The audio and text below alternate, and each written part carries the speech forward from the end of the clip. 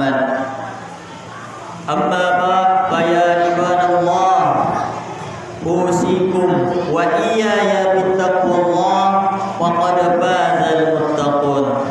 قال الله تعالى في كتابه الكريم أعوذ بالله من الشيطان الرجيم بسم الله الرحمن الرحيم يا أيها الذين آمنوا اتقوا الله حق تقاته ولا تموتن إلا وأنتم مسلمون. Ma'asyiral muslimin jamaah Jumat rahimakumullah. Marilah kita bersama-sama meningkatkan nilai iman dan takwa kita kepada Allah Subhanahu wa taala. Dengan nilai takwa inilah yang akan kita bawa ke hadapan Allah Subhanahu wa taala. Dan sebentar lagi kita masuk di bulan yang penuh dengan keberkahan, di bulan ajang perlombaan untuk beribadah. Fastabiqul khairat, di mana ibadah-ibadah sunnah dibilang dengan salat fardu, sunnah jadi fardu, jadi wajib. Maka daripada itu fastabiqul khairat, mari kita berlomba-lomba untuk menuju kemenangan, la'allakum tattaqun, di bulan Ramadan nanti. Untuk menyongsong bulan Ramadan ini, untuk masuk di bulan Ramadan ini, tentunya kita harus mempunyai bekal. Setidaknya iman takwa kita sudah mantap, iman dan takwa kita sudah ada di dalam hati kita. Kita tahu semua manusia lupa dengan akhiratnya karena manusia masih mencicipi kelezatan yang namanya lezatnya duniawi. Maka daripada itu, setiap pekan khotib mengingatkan agar kita semua meningkatkan nilai ketakwaan kita kepada Allah, bimtisalul awamirillah wajtinabun nawahi, mengerjakan perintah Allah dari berbagai macam aktivitas. Kita selalu ingat Allah Subhanahu wa taala. Salat kita itu bukti ingat dengan Allah, zikir kita itu bukti ingat dengan Allah, selawat kita bukti ingat dengan Allah Subhanahu wa taala. Dan begitu pula perbuatan kebaikan-kebaikan yang lainnya, kalau disertai dengan nama Allah, Allah akan berkahi kehidupan kita. Allah akan berkahi hidup kita, keluarga kita, masyarakat kita, dan bahkan negara kita. Allah berkahi semuanya. Ma'asyiral muslimin jamaah Jumat rahimakumullah. Tentu bekal apa yang harus kita bawa untuk di bulan Ramadan?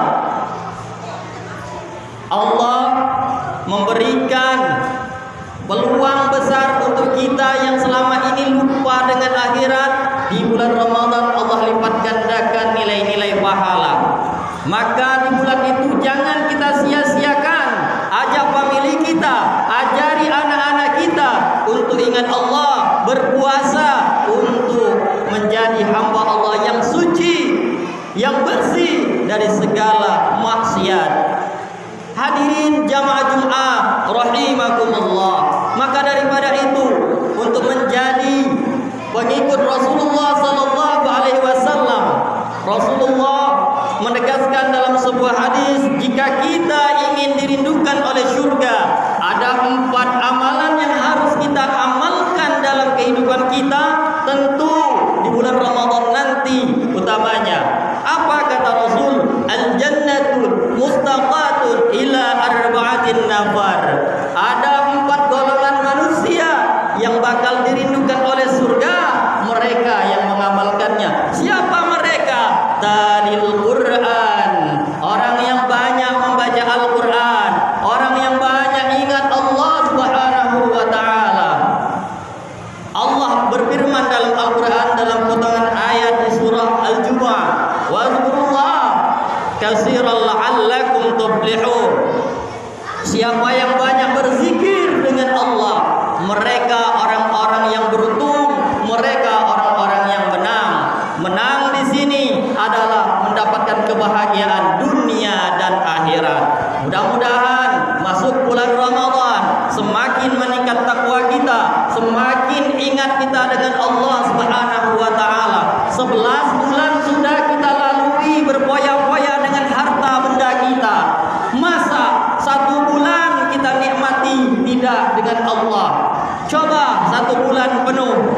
ingat Allah, banyak berzikir. Terkadang pernah kami temui di suatu tempat ada pedagang yang menggratiskan semua dagangannya 1 bulan itu. Dengan alasan apa? Sudah 11 bulan kami berdagang, masa 1 bulan kami tidak mampu menggratiskan dagangan kami? Ada di suatu daerah yang berprinsip seperti itu. Mereka ingin menggali pahala di sisi Allah sebanyak mungkin di bulan suci Ramadan. Kenapa kita tidak? Kenapa kita tidak mau di bulan yang penuh dengan keberkahan, di bulan yang penuh dengan ampunan, kita sia-siakan begitu saja? Allah berikan untuk hamba-hambanya agar hambanya selalu diingat oleh Allah dan dirindukan oleh surga. Sudahlah baca Al-Quran tidak, berzikir pun tidak, sedekah pun tidak, ingin dirindukan surga, jauh dari hadis itu.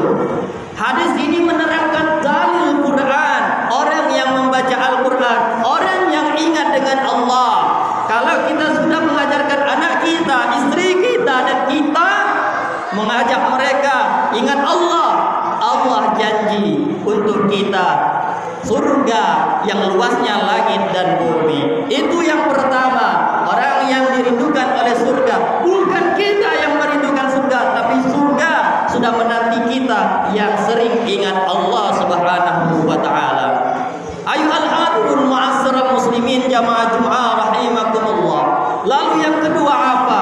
Wahafizil lisan, yang menjaga lidahnya. Salamatul insan fil hifzil lisan, keselamatan manusia dari berbicaranya, dari lidahnya.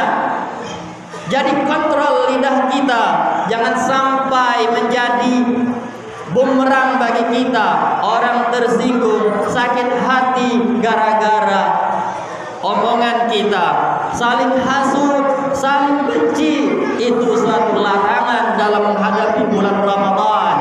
Ingat, di bulan Sya'ban ini kita dijanjikan oleh Allah dihapuskan semua dosa-dosa kita, kecuali 2 orang yang tidak dihapuskan dosanya. Siapa mereka?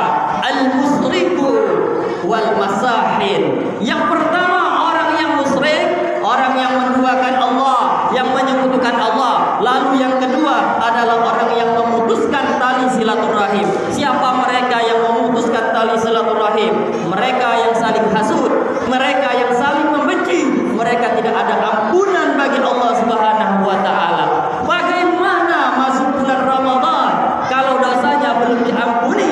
Otomatis puasanya tidak bakal diterima oleh Allah Subhanahu wa taala. Maka benar kata Rasul, kamin shaimin laisa lahu min siyami ila al-ju'i wal atas.